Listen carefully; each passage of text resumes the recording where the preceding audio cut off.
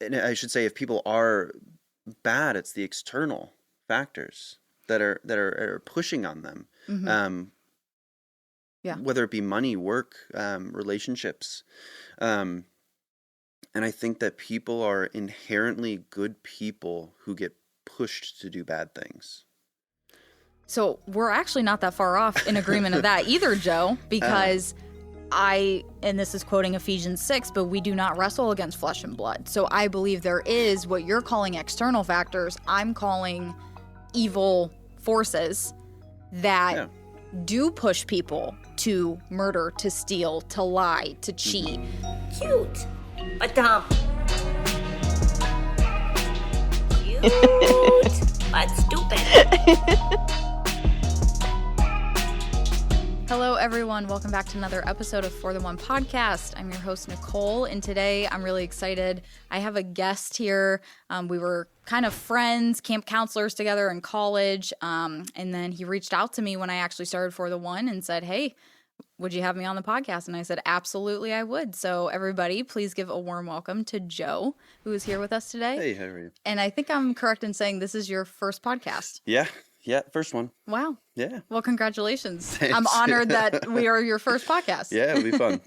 It'll be fun. Yeah. So, I think you mainly you reached out and mainly wanted to have a conversation of like, hey, you saw my content. You're like, you're super Christian. And you're like, I am very much atheist. Yeah. Let's talk about it. Yeah, for sure. So, for sure. Yeah. And I think I'm excited because I honestly I don't think I've ever sat down and talked to someone who had that worldview before. So this will be interesting for me. Yeah, for sure. So yeah, it's fun. So you said you have friends though that are religious, and you guys kind of have these conversations. Absolutely. I think, just because I'm atheist doesn't mean my friends have to be. Mm-hmm. Me and my wife both have friends that are religious and non-religious and somewhere in the middle. So, but yeah, we'll talk at work, and sometimes it gets heated, but it's, I feel like when you're talking about a topic like religion that people are pretty opinionated on, no matter what side of the spectrum you're on, it can get heated, but that's kind of what's fun about it. It's fun to not just debate, but just talk about it. Yeah. Yeah. Mm-hmm. So I'm assuming then your wife is also atheist? Yes. Okay. Yeah. Okay. Mm-hmm. Yeah, I love that you guys, or at least like you're saying, like open to being like, hey, just because these people don't think the same way as I do about this topic doesn't mean that I can't still be friends with them and interact. Absolutely. So I think that's really difficult in today's world sometimes. Yeah. You see it quite a bit. Just people who are uninterested in hearing other people's opinions. Yeah. And I don't always agree with everything that Christians, Muslims, Jews, any religion really. But it doesn't mean that the goal of having a good life isn't the same. And so, I'm just because I don't believe in one less God than you do, doesn't mean my life is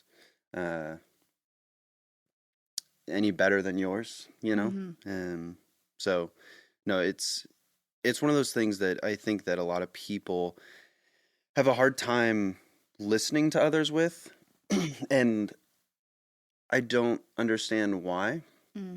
Because like I said, I'm sure there are some things that even today I'm 100% not going to agree with you, right? And I know there's going to be things that you're going to be like, well, that's just wrong, like from my point of view, but it doesn't mean I can't be respectful, right?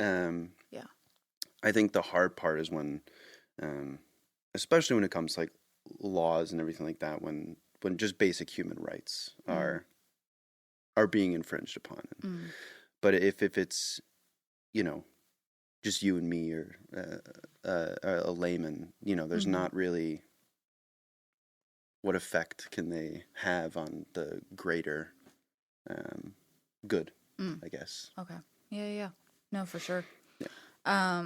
Yeah, so I told you, I was like, I feel like I just have like questions because Yeah. then I'm like, Yeah. I've never talked to an atheist before. Yeah. I'm like, oh. So I guess, and obviously if there's anything you don't want to answer, feel free. I'm an open book, so I'll answer Same, everything. so this should go well.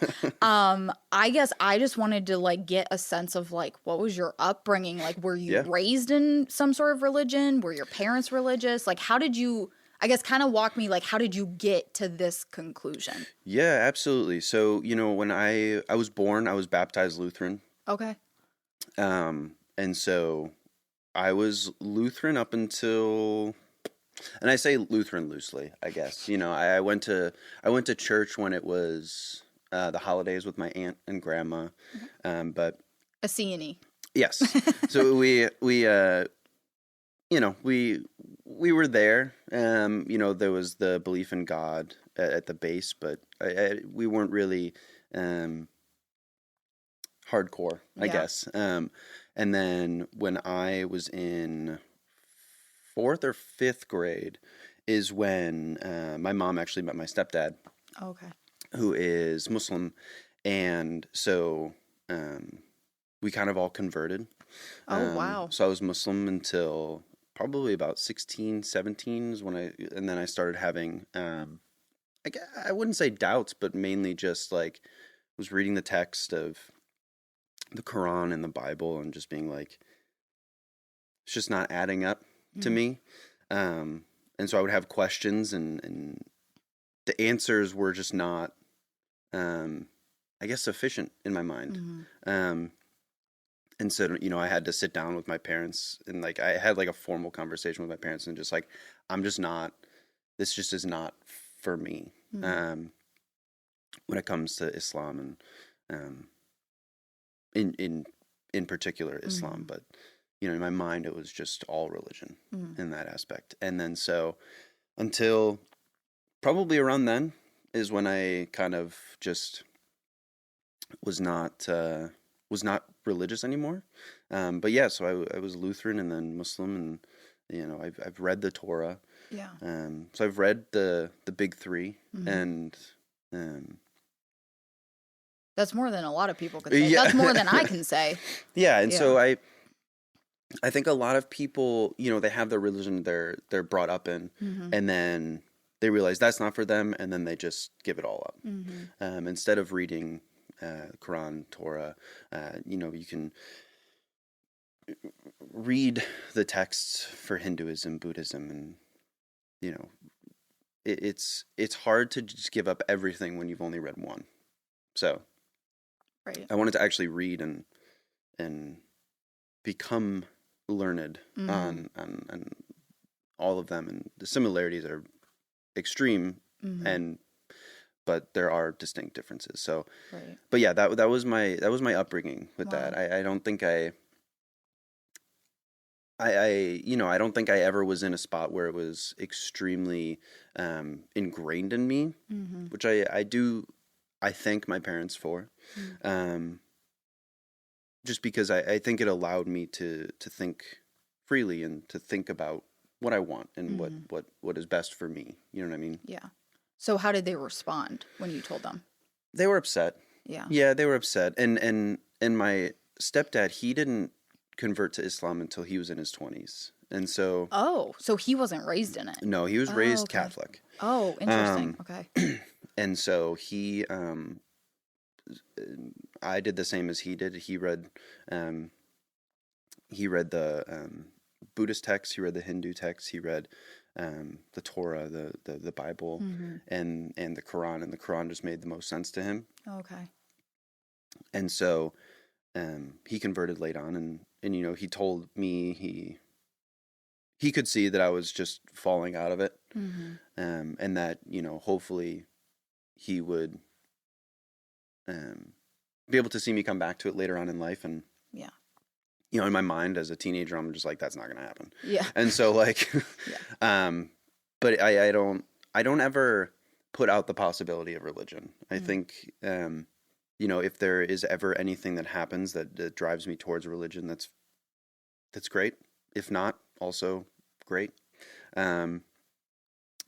I think that a lot of people don't accept that as well. And they automatically hate all religion. And it's not that I hate religion. I just don't believe it. Yeah. You know? Yeah. Yeah. But yeah, they were upset.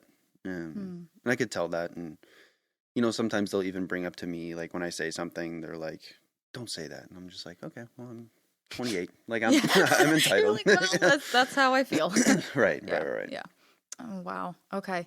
That was a heck of an answer from what I was I don't know what I was anticipating. It just wasn't that. Wow. Yeah. For your, like, I was in Lutheran and then we were Islamic and I was like, whoa, that's like a heck of a jump. And then you're like, and then I went to nothing and I was like, oh, okay. Wow. Okay. So your mom, just so I understand, your mom, was she Lutheran then? Like, is that how you... Loosely, yeah. Okay, so, again, like, my whole loosely. family was Lutheran. Okay. Aunts, uncles, and... What was their reaction with your mom converting when she married your stepdad? My grandparents or my mom's parents were not happy. My grandpa was extremely not happy. He didn't come to the wedding. He came to the reception. So that was hard.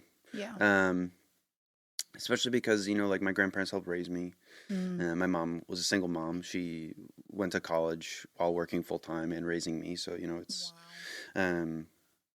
it's hard to see, like, looking back. At the time, it was like, you know, like, why would they do this? And you're just mad at them. But looking back, it's hard to conceptualize, like, why someone would do that over religion. And so it's hard to look back. But, you know, now they're better, you know, things are better. And so your grandparents are still alive? Yes. Yeah. So my grandma had my mom when she was 20. My mom had me when she was 20. So okay. Yeah, hopefully when I have children, they'll have great grandparents. So that'll be nice. Yeah. But yeah, so I still have young grandparents. Okay. I think my grandma, she hasn't turned 70 yet. Wow. So yeah. Oh, that's a blessing. Yeah. Okay. Wow.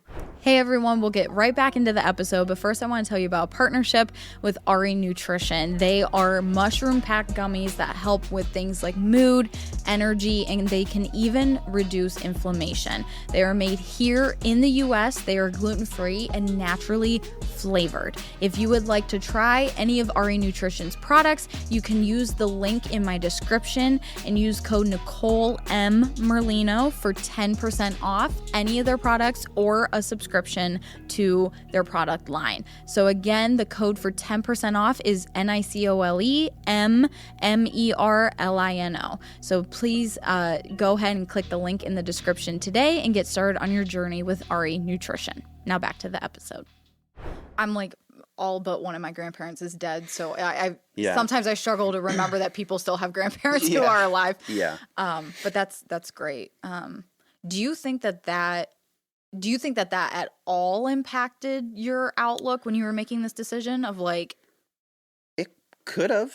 Okay. I think maybe because I think at that time too, because I'm trying to remember when, I think my parents got married when I was in 2008. So I was 12. So I don't know if I fully conceptualized like what was my happening? need for religion at that point. You know what I mean? So, but I think at the time I was just like, why is religion causing these issues? So I think it probably did at some level, but I don't think it was like the catalyst or anything like that that turned me away from religion. Yeah. It was mainly just like, why are they so upset about this? Like, it doesn't. You were like, this is your daughter. Correct. I'm your grandchild. Just right. Yeah. Right. Yeah. Okay. But they still talk to her. They're still okay. Yeah, so it wasn't like a complete and utter like shut out. For a little bit. Okay. But now, you know, like I said, they're kind of, I don't want to say back to Probably back to pre conversion. Yeah. I guess. Okay. Yeah. Wow. Dang. Yeah, I can. Yeah. I mean, I never went through anything like that in my family to that extent, but I can Right, imagine that would be confusing at 12. Like, What's going on? what's the issue? Yeah. What do you mean? Yeah. Yeah. No, that's hard. So, Mhm. so I've never read the Quran. Funnily enough, Aaron actually bought a copy. My boyfriend bought a copy. Yeah. Like a couple months ago now, and he was like, I don't know, like I feel like we should just like look at it. I don't think either of us are converting or anything, but just like to have an understanding of, and that's something arguably like I probably could be better about, of like having at least I went through school, when they teach you about all the different like religions as like a 20,000 foot view, but I don't remember much of that. Mm-hmm. But I never reading the Quran, I guess I can't like speak to that. But I guess my question for you from like a biblical text standpoint was, I'm just curious, like what was kind of like the things that, if you have any that you can recall that like stuck out to you of like, I have an issue here, or like, I just can't get on board with this. To the Quran? I guess just the to the Bible specifically, because I guess I can't speak to the Quran, but if you want to share that too, I'm No, yeah. So hear. I think that, when you're so young, I don't know if there's a full understanding of what you're reading, right? And so like when you're young, you're going to follow what your parents do. And so if they're Christian, if they're Islamic, if they're Jewish, that's just what you're going to do. Right. And so I think once I started reading the Quran, there was so much about peace and harmony and loving, and especially with the Old Testament, it's not that. I guess I should say from my point of view, right? Yeah. The Old Testament of the Bible. Correct. Okay. Yes. Sorry, I just want to clarify. And so, that's, I think that was my initial kind of like, why wouldn't there be, if this is supposed to be a guideline, right? If this is supposed to be a book about how we're to live our life, how to not live a sinful life or anything like that, like why is there so much love in this book, and then in the Old Testament there's not? And I think that was a huge difference, that I was like, okay, well, this makes more sense to me. And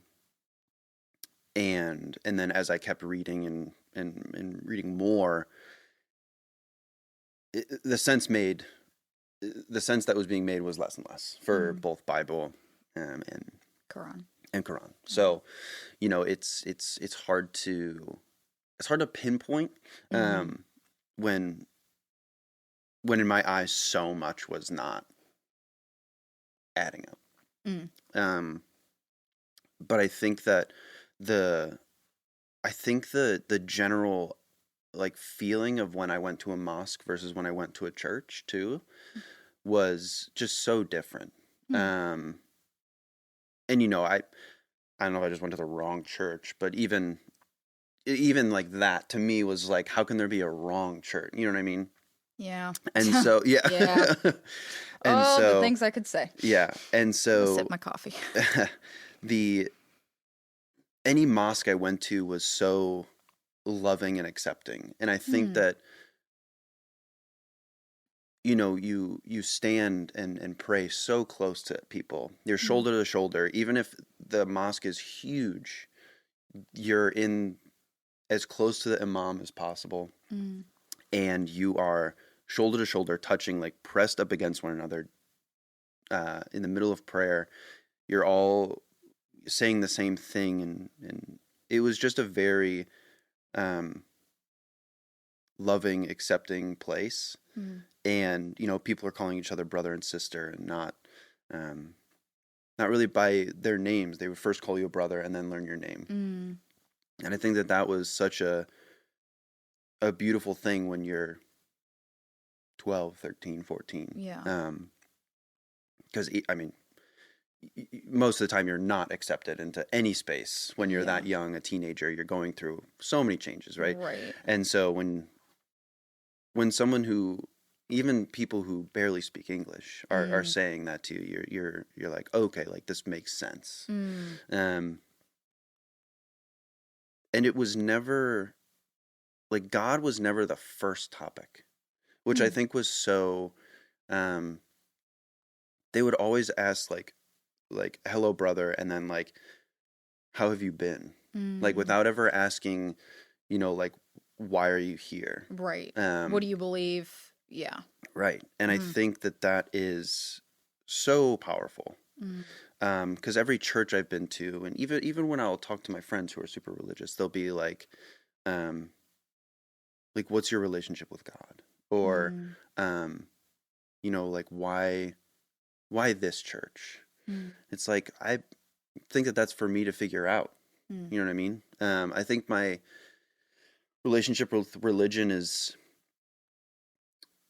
I don't want to say personal, but like, I think you might agree as well, but like, your relationship with God is the most personal thing that you can have. Yes. Yeah. And so just because I don't have that relationship, I think people look at that poorly. And so, I never answered that question when someone said like, well, what's your relationship with God, when I was younger? But now I'm like, right now it's pretty distant. So, Yeah. But I think that was one of the biggest differences I felt, is not necessarily in the texts, but in just the atmosphere and the acceptance. And I think it has to do a lot with, because it was Islam in America. I mean, there's still so much Islamophobia and hatred for Islam, just in the general public. And even if it's, subconscious, it's still there. And so I think it was much more of a wow, like, this person who is not from the Middle East is coming to our mosque and like loving, accepting. And so I think that's the biggest difference. And I think that it swayed me a lot towards Islam and accepting Islam more than I probably would have accepted Christianity. Okay. I wish I could say I'm surprised to hear that. Yeah. I'm sadly not. Yeah. Yeah. The American church is not what it's supposed to be. Yeah. So Yeah. I will say that. Yeah. Yeah. I love Jesus. That does not mean I'm in agreement with how we do church here. Okay. So I guess, again, just asking questions. So Old Testament was difficult for you in the Bible because you're like, where's the love in this? Yeah. New Testament wise, what is Jesus to you? Like, did he even exist in your eyes? Was he just a man? Like, I'm just genuinely curious of like, what's your outlook on that? So I think in my, in just reading, research and everything, like, I think it's pretty hard to deny the fact that he actually existed. Whether the things happened to him the way that are written in the Bible, I can't say yes or no. But like, there's Roman accounts of Jesus of Nazareth, and I used to say like, well, Jesus of Nazareth is like a Joe from Lakewood. Yeah. Like, there's more than one, right? And were there probably more Jesuses of Nazareth? Most likely, right? I mean, just like there was probably more than one Mary and Joseph and everything like that. Right. But then you also have to think like, Mary in the Middle East is probably not named Mary, right? So, well, Jesus wasn't named Jesus either. Right. So, and so I think the part I think such a hard time with is, it's been so whitewashed. And so, like, even the picture of Jesus that everyone knows as Jesus with this...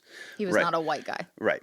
This long-haired white man with Italian features is not the Jesus that you know. He was most likely a very short man, stocky, rough hands, nappy hair. Dark He skin. was, he was not this white savior that a lot of people think he is. I agree with you on that. Okay. I'm with you on that.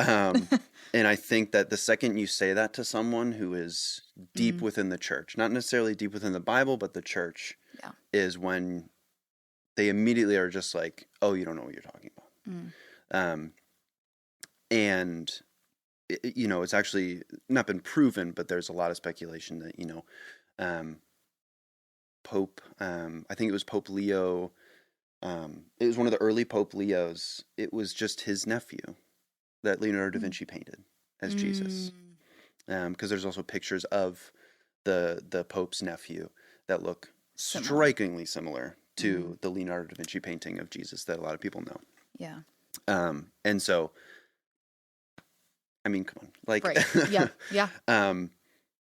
But I think that Jesus in my eyes was most likely a person, right? I think that I think it would be pretty difficult for someone to say that he never existed. Right. But I also think it's extremely difficult to prove that the things that happen in the Bible also existed. And, you know, there's, you know, like the Shroud of Turin, which has been debunked many a times, right? Yeah. And, I don't even fully. Right. Yeah. And so, like, it's very difficult to say that this piece of cloth with, like, facial features is going to be a cloth that Jesus wore, right? Or died on. Yeah. And it's like, I mean, you don't get facial features on a cloth from dying on a cloth. Right. I think that, you know, I don't have a personal relationship with Jesus, right? I think that, you know, he's a historical figure. But I don't think that there's any, I don't want to say pressure. I think there's no like magnetism towards that. I see him as a historical figure, and I think that is kind of where that ends. Obviously an important historical figure, considering there's an entire religion based on him. So, but like I said earlier, I think though it's just been so whitewashed to a point of acceptance, so it feels good, rather than an acceptance of the text for what it is. And so that, I think, is where a lot of disengagement came from, especially with Jesus. Wow. I love how you just said that, and I completely agree. Of wanting to make it, I call it like making it like palatable or comfortable for acceptance. Instead of like actually standing on the text, standing on the truth of the text, and you don't get to cherry pick text. If you're gonna say, I'm a Christian, I read and believe in this Bible, you don't get to cherry pick verses. And I love that you just brought up that point, that there's a disengagement happening because people aren't doing that, and it is very much like, oh well, let's just make this palatable, let's just make this acceptable for people. And it's sad that it's sad to think of how many people may have been disengaged because of how it was given to them. Yes, exactly. So I guess I'm curious, not talking specifically Jesus himself, but what are your thoughts on, I guess specifically like Jesus's teachings, New Testament? Like, are you just like, hey, these are like pretty sound morals? Like, hey, I can get behind, like, you know, clothe the needy, feed the hungry. Yeah, I think that it's fantastic, right? I think that a majority, I don't want to say majority of the Bible, a majority of his teachings were phenomenal, right? I think obviously loving one another, I think, is one of the easiest things to do. But on the flip side, I feel that the Bible or religion has allowed people to use it to not do that. And so, Jesus' teachings of love thy neighbor and help the needy are incredible. And I think it would be hard for you to find someone who doesn't say like, like any that sounds like a atheist good as well, idea. right? To just say like, no, we should not help them, and it's about, how are we going to help them? It's like, no, like the ground level is everyone needs that. How can we do that is the next level. And so, I think you'd be hard pressed to find anyone who doesn't say like even if you brought it up and not saying Jesus' teachings, but just these are the list of things that the morals, right? And I think it would be very difficult to find someone who didn't believe that. On the other side of that, though, I also think that a lot of the morals in the Bible are human nature. And so I think that is where I lost a slight belief in it as well. Is like people aren't running around wanting to kill one another, right? I think that there's, and obviously that's an extreme example, right? Like I don't think there's people who are just like, I really want to kill that guy, but the Bible tells me not to. And so I think that there is a lot of the times I'll hear from Christians will like, the moral code of many countries comes from religion. And it's like, or did the Bible just write it, or any text, just write it down. And then now we have those. I see what you're saying. So it's like a chicken or the egg. Right. Okay. I don't know if necessarily that the Bible is the root of all morals, or the Quran or the Torah or different texts. I think that it is much more of we don't go around stealing things because we think it's like immoral to do so. We just don't do it. I think, obviously it's become more difficult with extreme corporations and everything like that, but that's, but I think that, especially in a barter system, like what would have been back in Nazareth, it's hard to think about with such a small community that these things weren't already in place. As just a general like code of,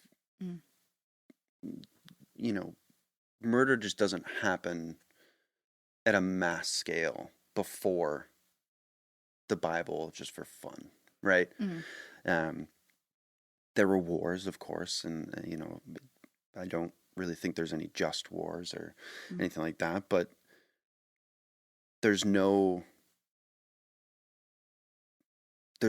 accounts of just like continuous unadulterated murder until you get it like written down in the Old Testament, especially, but like in different texts. And so I have like a pretty foundational belief, I guess, that I don't think that the Bible is the reason we have all these morals. I think it's human nature to want to get along with everyone. Obviously there are going to be outliers, and there's going to be people who say like, I don't need to be loved. I don't need to love anyone. but I think in general, humans want to fit in. And so humans want that love. And I don't think that I needed a book to tell me that. And I know it's not just a book, right? But yeah, no, I don't think I needed a text to be like, this is how you should treat people. And this is how you should allow people to treat you. So before I say anything on what I'm thinking, because this is very interesting to me. So where is your stance then on the term like sin? Or like this, like humans fell in Genesis 3. Right. So I think that, I don't know if it's necessarily, I think sin's just a word for it, right? I think it's a word that was written down to describe or label it, basically. But I mean, there's accounts of people being outcasted because they murdered someone or because they did something bad, right? They didn't call it the word sin, but they said like, you know, this should not have been done, and now you're no longer allowed in our town, village, city, whatever. So there has been that known, I guess, code of conduct for different cities, different towns, different villages, and I think that the term sin has also been overused, I feel, and I think it I don't want to say scare tactic, but I think it's a way to instill fear in people. I mean, like in the I mean, that's why babies get baptized, because they're born in sin. And like, what does a baby do? You know, like it's hard to, like, okay, they'll cry when they're not supposed to, and then and like, but it's a baby. It doesn't know what it's doing. It doesn't. In case you're wondering, I don't agree with that either. Like I don't agree with baptizing babies, but right, like that'll make some people upset. Yeah, I think it's so. To be told you're born into sin is like, you're already born into you're bad. You're a bad person. And you have to now prove yourself. And so, and I'm not saying you believe that. I'm just saying, like, in general, that's a very real. Yeah. I've heard a lot of people have that. That's why there's Catholic guilt. And like, people who aren't Catholic anymore have that guilt of, like, they'll do something and be like, oh, like, I should not have done that. And then they'll remember, like, oh, I don't believe that anymore. And so I think it's sad sometimes to see people who just don't enjoy their life because they think it'll be sinful, or they think it'll be they'll be judged. And I'm not even saying like just, I don't even know, like, not like sleeping around, or like, it's not necessarily like a doing all these like extreme things, but like, I mean, like, if you're gonna go to like an extreme, like Mormons who don't drink coffee, like it's bean water, you know, like it is bean water. So like, I think it's a way in my eyes to keep people in line. And I think that now it's being used more than it ever has. But, you know, sin is, I mean, even just like the letter S is so harsh and hard to like listen to, even with mics without like dampers or anything like that. Like it whistles, it hurts, it's harsh on the ears. And so like just the word sin in general is so ingrained as a damaging word that even myself who is an atheist, it's so like, I'll think about it and then I'll immediately just like laugh, or just like, hey, it doesn't matter. Like, but it's a word that was created to, in my eyes, to instill that Fear. that second guessing, that fear that this is how you're supposed to do right, or else it is sin. And so, I mean, obviously, I think that there are bad things that people do, but I also don't necessarily fully subscribe to the idea that, you know, all sin is equal either. Interesting. You know, like if That's a very Catholic right, outlook. right, Yeah. and so I know, like, you know, like someone who murders someone, I don't think that that's the same sin as Telling a lie. right. Like, we tell lies to ourselves every single day, and so do we consider the lies we tell ourselves sin, or is it a sin when it's only told to someone else? Right? There's also just so much gray area when it comes to sin, that I don't think that I don't think it actively affects my life anymore. But I also am not running around stealing and killing people and right. right. So Promoting like bad behavior. Right. So I think that, you know, I think I live a good life. I don't actively try to be mean to people. I'm not out here just like damning all religious individuals, but I also don't let sin, quote unquote, affect my daily life. Yeah. What's so funny about that last piece you just said is like that is what you and a Christian have in common.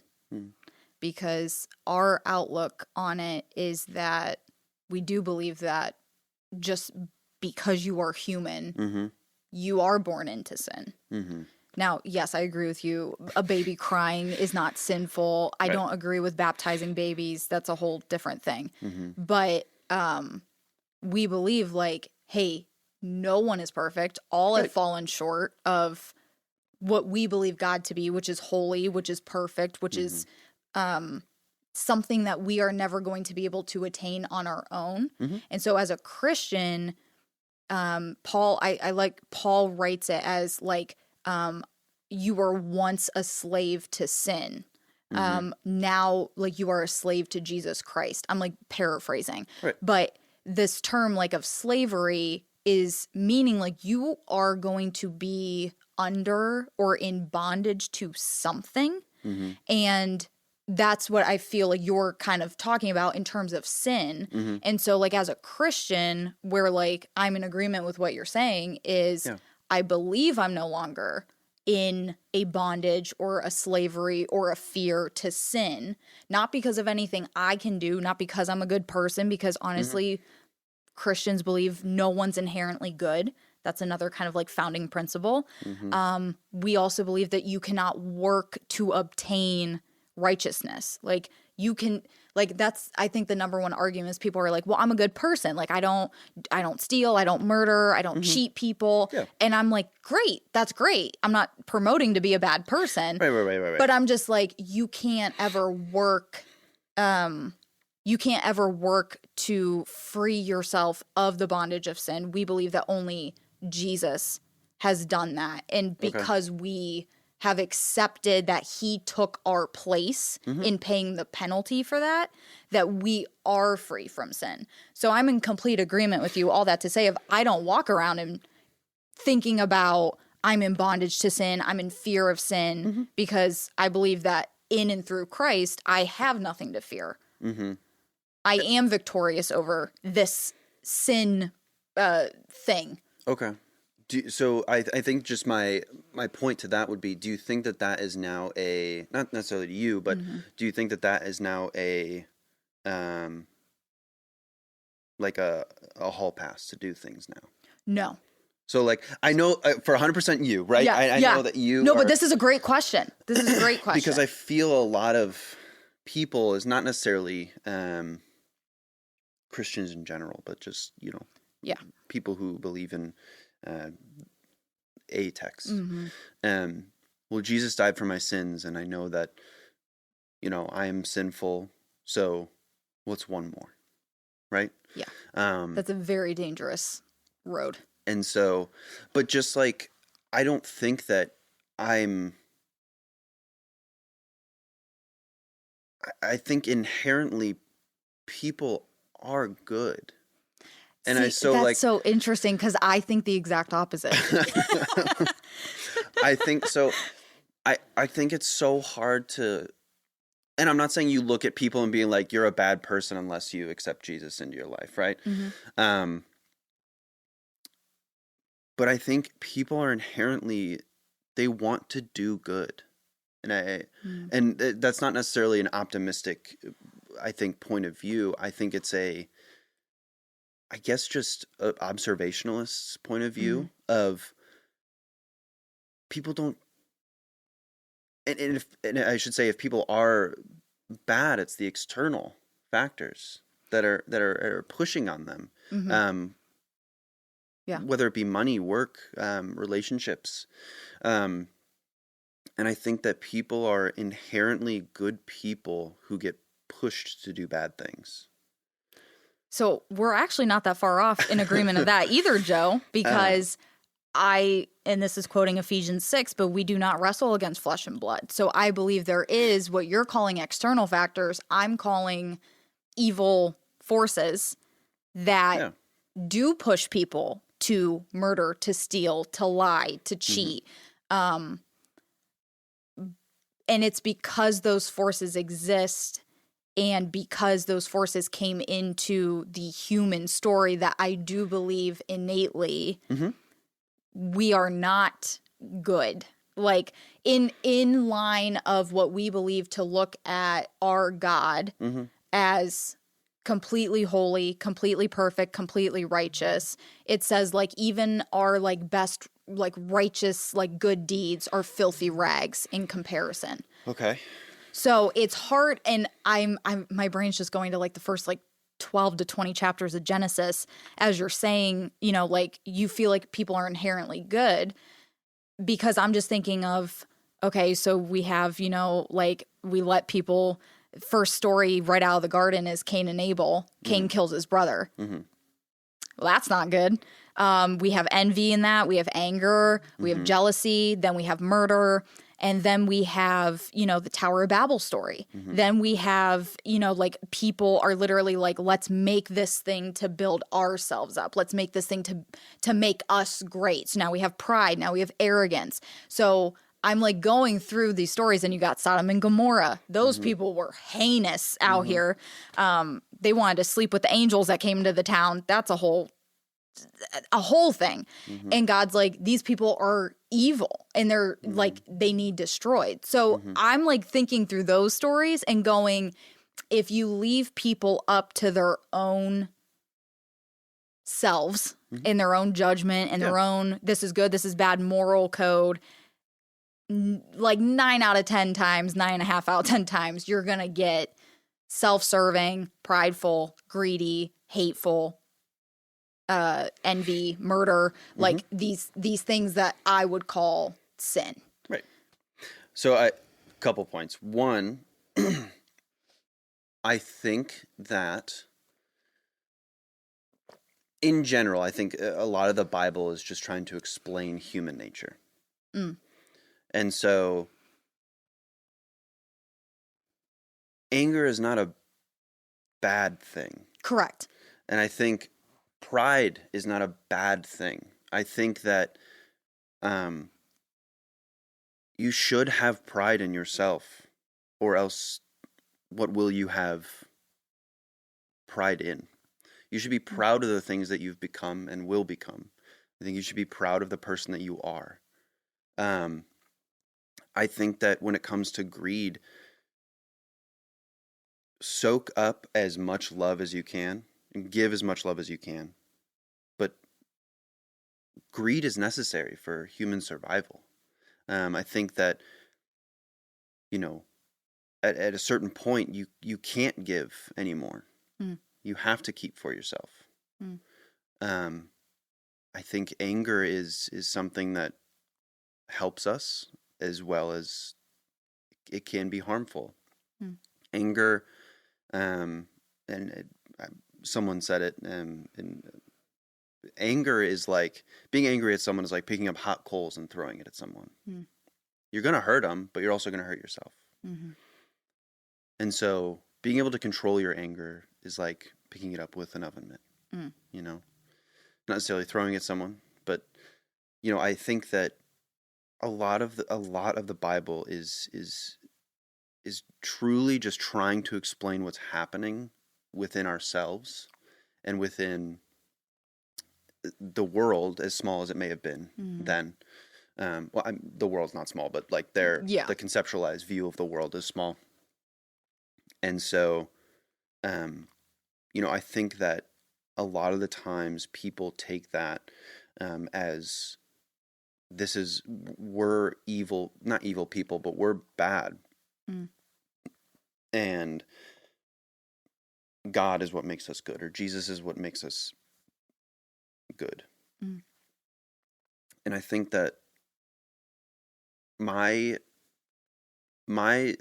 strive to be a good person doesn't come from a need to be accepted, or a need to be as perfect as possible. Because I agree, no one is perfect. Everyone falls short, and I think that a lot of the times that also brings people to a point of self-deprecation. And so, you know, I think Christians do a very good job at saying you're never going to be able to attain the righteousness or holiness of Jesus or God or anything like that. But I also think that is a double-edged sword of, well, since I'm never going to be able to obtain that, I'm okay to do certain things, right?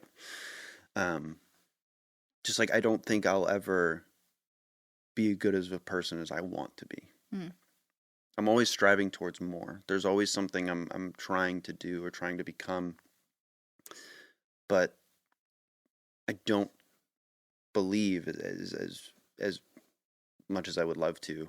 I don't believe that comes from a religious standpoint. You know, when we talk about Cain and Abel, and when we talk about Sodom and Gomorrah and everything like that, I think that there has always been anger. There has always been these impulses, and I think what a lot of the times what happens is we've described sin as these things that,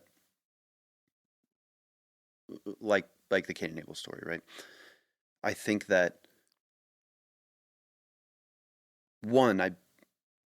it probably might have happened, but I think it's much more of a metaphor, as, you know, this is what anger and wrath and what it can do. And anger and even wrath, I'm sure you've had them, right? I've had them. Yep. I've been angry. I've been wrathful. I've been vengeful. Yeah. Everyone does. And I think that to say that it's not something that is essential to the human condition it can be damaging. If you're never feeling anger, something's not right. Yeah. I agree with you on that. And I'm not calling anger a sin, by the way. No, to clarify for everyone watching. Anger is not a sin. What you do out of anger, I believe, can become a sin. Right. And I think that is completely valid. And I think Cain and Abel is a cautionary tale. And I think a lot of Christians would also believe that, of like what anger can cause, what anger can do. But what I think happens is that people view anger now as the sin. And so, like, good things can come of pride. Good things can come of anger. Good things can come of greed. And it's the human, because it's also human nature to be greedy. It's human nature to want to keep everything for yourself. Very much so, yes. And I think that,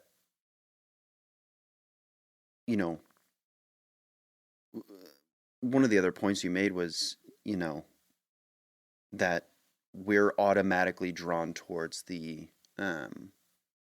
shouldn't say automatically drawn.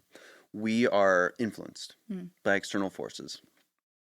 And I guess my point to that would be, does that just mean that, are we inherently good, but then just weak-willed to be pushed so easily into these things? Or is that just our human nature to do these things? And the Bible is a guideline of how to not do that. But was it written more as a way to, I don't want to say control the masses, but a way to create a guideline as to not want to have everything envelop in bad, I guess. But like, I think that there are internal struggles we have every single day with good and evil, and even if you even want to call it good and evil, right? Like, but I think that they're essential to human function, that I don't necessarily view it as a bad thing. I don't think that, especially with like Sodom and Gomorrah, like I don't think homosexuality is a bad thing, right? I think that, and it's even been translated and retranslated and mistranslated, that it wasn't speaking about man and man, it was speaking about man and boy, right? Of course, that is bad, right? I think that is inherently bad. However, in ancient Greece, ancient Rome, almost every single society, yes. Yeah, they were doing those things. Pedophilia was a thing. Yep. I'm not saying it's good. Right. And I think that this was a way for them to be like, okay, probably stop, right? But there was also like male bondage was a real thing. And a lot of the times that ended up with like gay relationships, as in ancient Sparta, two Spartans would be grouped together, and for bondage they would have sex with one another. And so homosexuality, I think, is something that a lot of Christians, I wouldn't even say a lot, because it's becoming, I don't want to say more accepted. I think it's becoming much more of a realization that it is natural. That's one of my critiques on the church, being too accepting, by the way. Really? Yes. I fully believe it goes against the design of God. Okay. And I do not hate anybody who chooses that. Yeah. I just will never fly a pride flag and say what you're doing is okay in the eyes of God. If you want to do that, that's you got to take that up with your creator. I believe one day you'll have to answer for that. I'm never going to like egg you on and say what you're doing is not sinful. Okay. Truth and love. Yeah. I think that, I think that view is, I think, what still makes people so afraid to be who they are, right?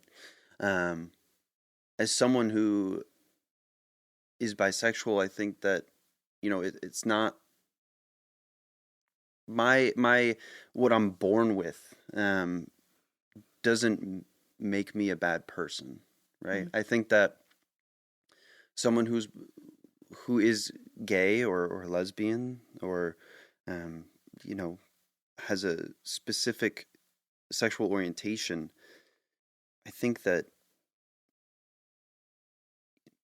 being born some way, and I guess you could consider that why a lot of Christians believe you're born into sin, but I also don't believe that you're born gay. So that's a hot take that, okay. yeah. Okay. That So I think just my question to that would be like, what do you say to the individuals who were 4, 5, who say like, I knew I was gay?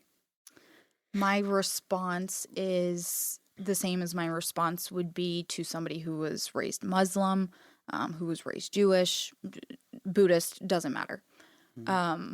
Your sexual identity, your ethnicity, your skin color, none of that trumps or is bigger than, I believe, a relationship with Christ. Meaning, the call of a Christian is that you die to yourself daily. You take up your cross and you bear it.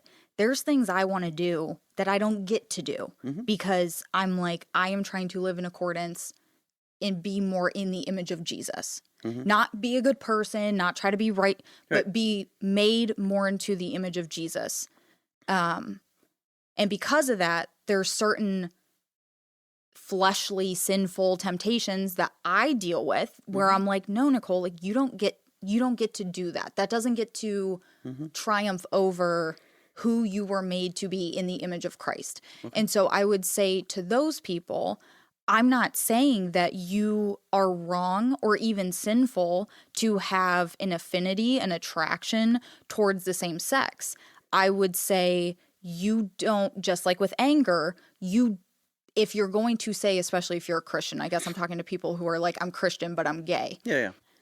I would say you have to die to your sexual orientation. Like that goes on the altar with your greed problem, your lying problem, like that goes on the altar that you have to sacrifice and die to yourself for. And it's not that, I think this is where it gets confusing is people think, well, I've seen two schools of thought. People are like, I'm gay, so God hates me. Or they're like, I'm gay, and you're preaching that Jesus loves me. And I would say, you have like half of it all like confused. Jesus loves you because he made you, he formed you, we believe, in your mother's womb. Like he made you, you have characteristics of him in you, which I would call out to your prior point as like the good things, the good characteristics. I believe those are characteristics of him coming out. But he made you, so he loves you. He does not love every action that you do. So just like in anger, don't sin in anger, I would say it's not, I see nowhere in scripture where it is a sin if you're like, I have an attraction towards the same sex. I would say it's a sin if you live a lifestyle of acting upon that and you are not surrendering that and quote unquote dying to your flesh if you're going to pursue a relationship with God. Okay. So that's kind of my 2 cents on that. But I don't believe, I honestly, I don't believe that anybody's born gay. I really do believe, and time again when I have conversations with people, it seems to be lining up in my own little mini group of research, but I believe it really, from a young age, there's some sort of environmental trauma or factor that before you even can realize it has wired you in that direction. More times than not, that is what I'm finding. So I don't believe anybody comes out the womb gay. I really think from a very young, formative age, something occurs in your environment that pushes you further in that direction than others would experience. I think my pushback to that would be I don't think anyone, especially in today's climate, I don't think anyone would choose such a difficult, as you said, lifestyle, but I would just say inherent Mm. being, living. I don't think anyone would choose to be, especially when we talk about like trans individuals, and I don't think anyone would choose to do that with how much hatred and non-acceptance there still is. I mean, there's still mass shootings in gay clubs and everything. And I'm not saying that you obviously condone that. I'm just saying, like, but, and then the other aspect of the insanely high suicide rate of people who aren't accepting who they actually are. And so I think the suicide rate for trans individuals is extremely high, just because of the hatred and the non-acceptance of who they truly believe that they are, and who they truly are. And I think that it's so hard for me to not say that is so hurtful, not to me, but to say that,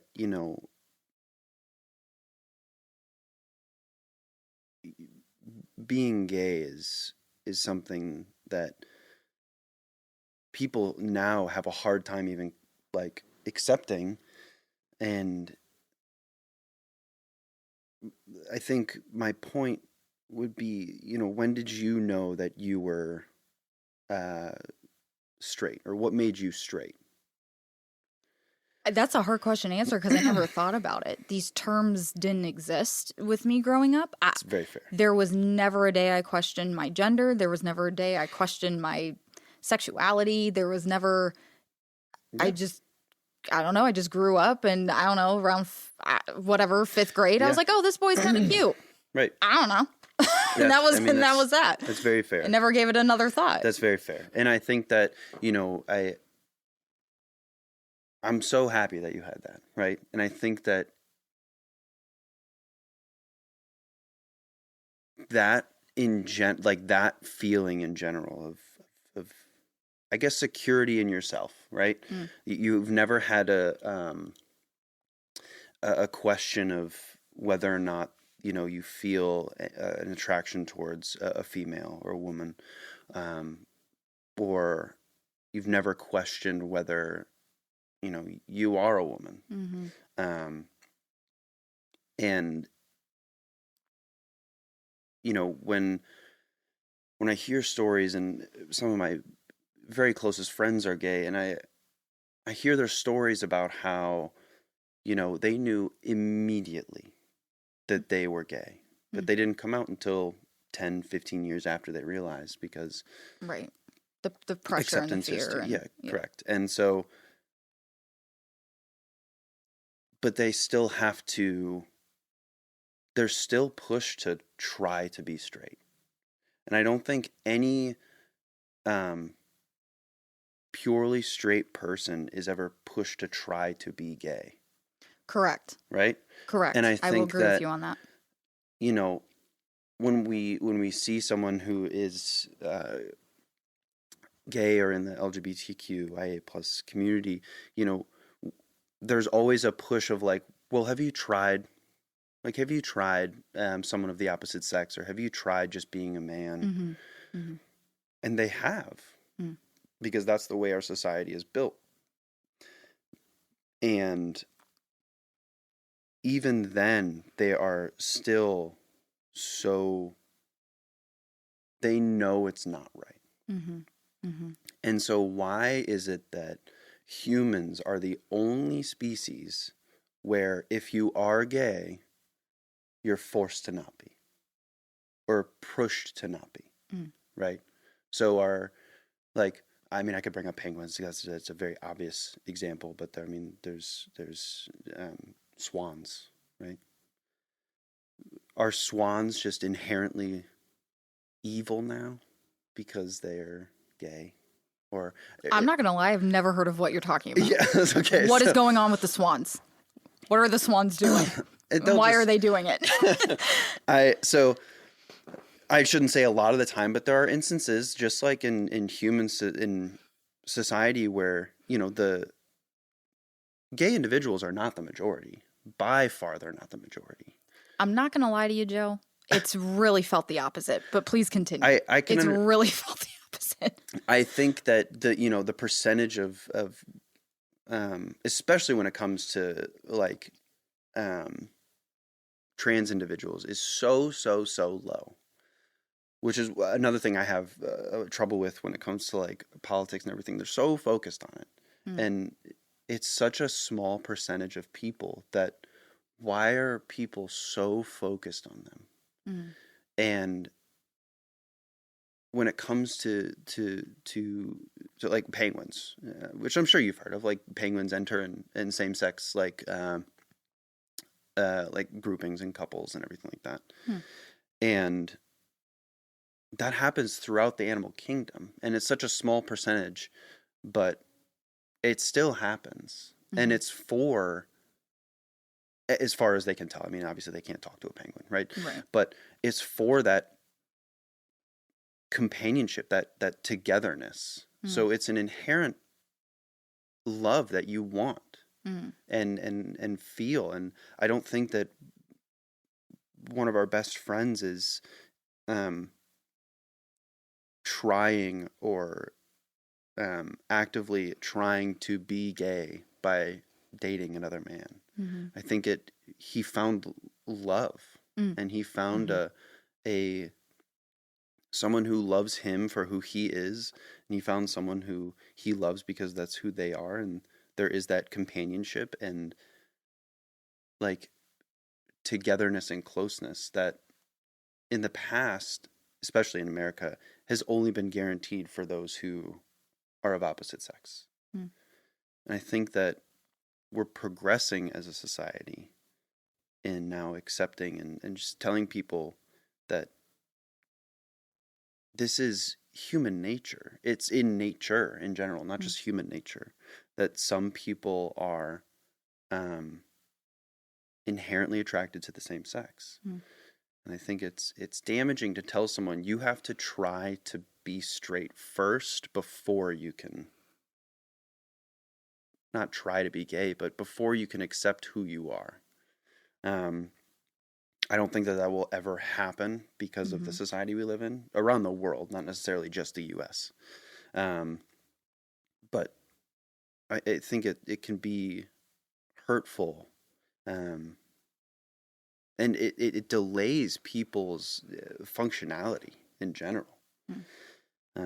You're telling a young boy or a young girl that they have to wear certain clothes because that's just what we do. When that's just not how they internally operate. And it can be very difficult, and I don't want to say that what I've gone through is equal to that, because I'm a white male in America. I have very little to complain about. But even when I was discovering my bisexuality, I always felt an attraction towards men and women, and there was never a... Do you know like what age that was that you realized that? I want to say closer to 5. Okay. Closer to 5 or 6, yeah. I always was able to look at both sexes and view them both as attractive. There was never a moment where I was just like, there was one person that was attractive and now like, oh, okay, now it's both that I like. I've only dated women, but that doesn't mean I haven't wanted to date men. right? And I think that it's hard for me to say that I was pushed towards being bisexual, right? It's something I inherently am. I can't control that. If I could, that'd be great. I think that would be great for even like 100% gay people. If they could control whether or not to be accepted into a society, I'm sure that they would choose to be accepted. Yeah. Well, and I just want to clarify. I don't think that they can control it. Just because I'm saying I don't think you were born that way. Okay.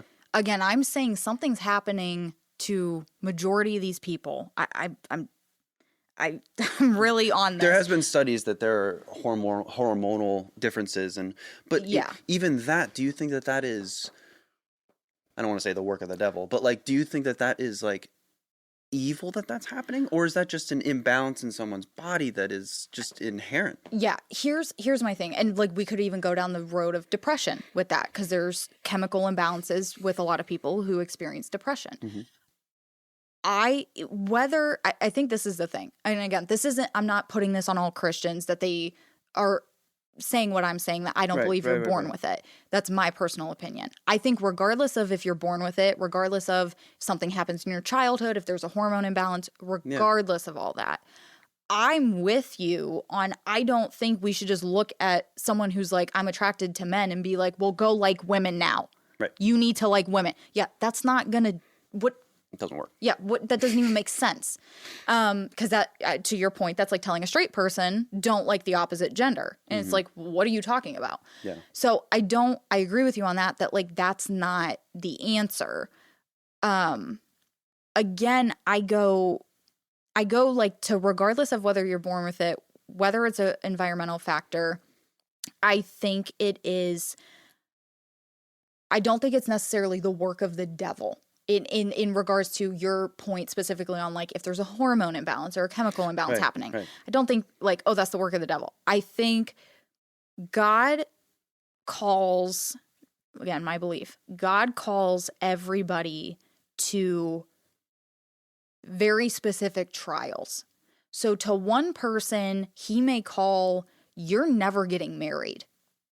That's a very real possibility. And in our Christian faith, that would mean you're not having sex with anyone. Whether you're straight, gay, bi, it doesn't matter.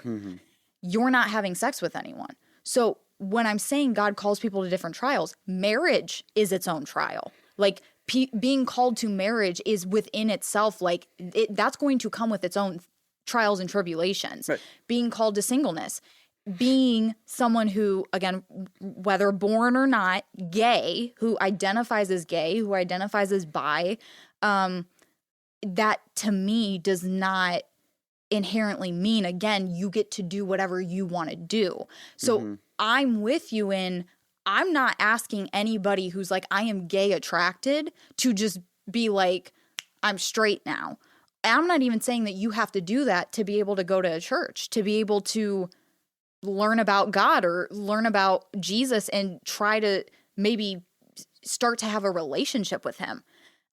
There's this, I love this man so much. His Instagram is Rich with Passion. He's a Black, priorly homosexual man who is now a follower of Jesus who does not participate in the gay lifestyle anymore. If you were to ask him, he would still say he's attracted to men. But he has given his life to Christ, and in doing that, he does not participate in sexual activity with men. So that's my point is, again, whether you're straight or not, whether you're married or not, whether you're single or not, I believe we all have things that we have to give up. I believe my outlook on life is we don't get to do whatever we want to do whenever we want to do it. And that goes regardless of your sexuality. Right. So I don't know if that answers your question, but that's kind of where I see where you are coming from. I completely understand where you're coming from. And I think a lot of it does have to do with, not religion, because that's what we're talking about, but like the possibility of an afterlife, right? And I think that is a lot of, because in my view, once you're done, you're done. There's no afterlife. You don't. I think it would be great if you reincarnated, but I think once you're done, you're done. The only life you have is here, and I, in my mind, refuse to allow external factors inhibit my ability to enjoy life for what it is. And again, it doesn't mean I run around doing bad things. I probably inherently do bad things just like everyone does, yes. right? Yeah. But I think that, because I don't view an afterlife as even a possibility, I think that in my mind, I value this life so much more,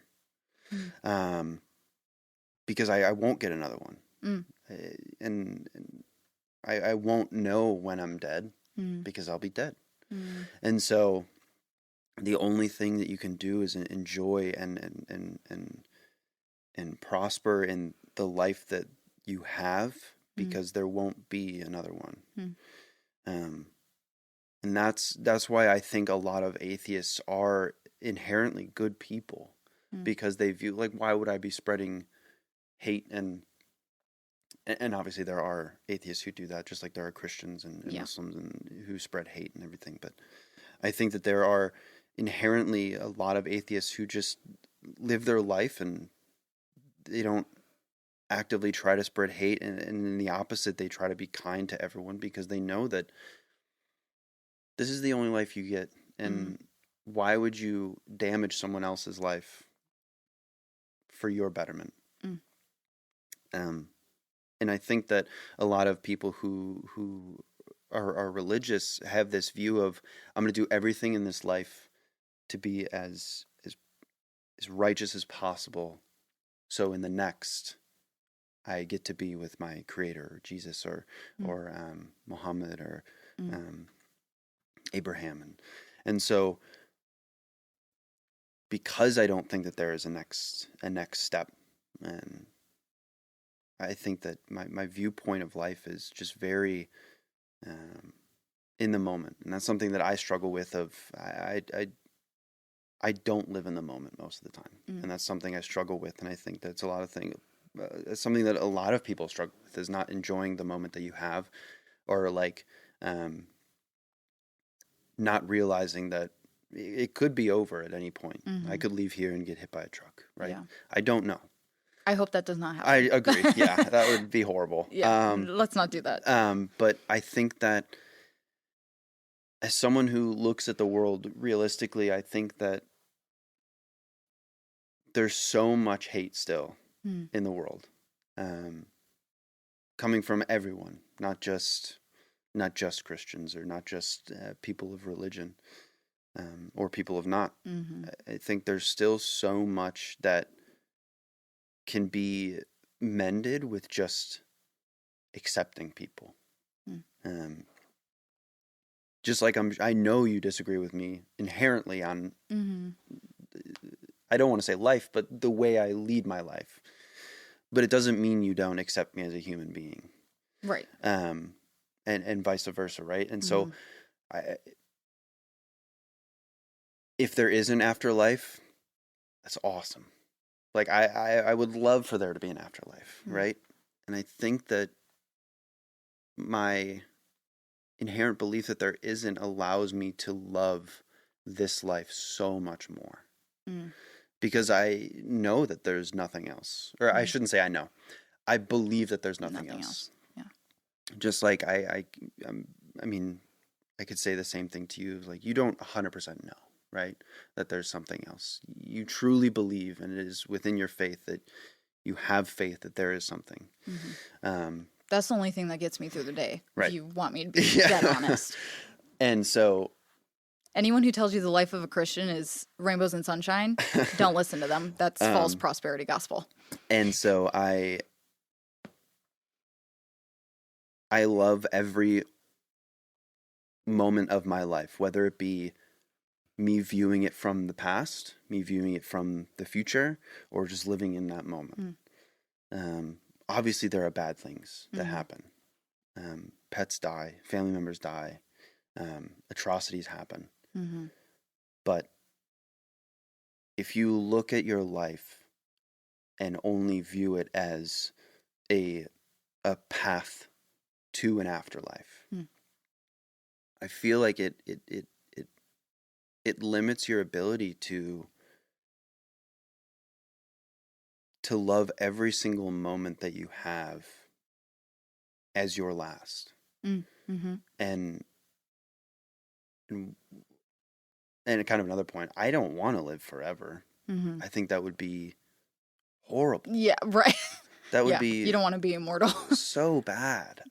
And there was someone said, like, they think that life, like this life, is hell because you don't know what the next day brings. And then that inability to know is what brings so much mental torture. And they said, hell is eternal, but you know what's coming. And so with this life being so finite and not knowing what's coming, not knowing that tomorrow could be your last, or not knowing tomorrow that your boyfriend, your girlfriend, your wife, your husband could just leave, and having to deal with that loss of love and you don't know. And knowing that it's so unpredictable, I think, is what also makes it so